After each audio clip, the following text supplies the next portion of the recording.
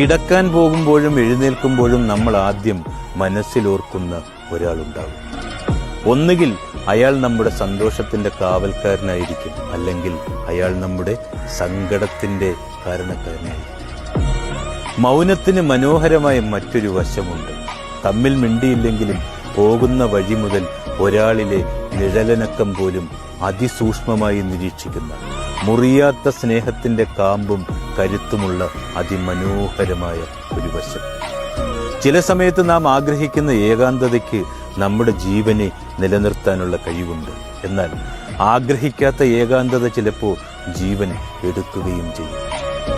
എല്ലാ കാത്തിരിപ്പിനും ഒരു കാരണമുണ്ടാകും. നഷ്ടബോധത്തിലാകാം, വിരഹവേദനയിലാകാം, സ്നേഹ തീഷ്ണതയിലാകാം.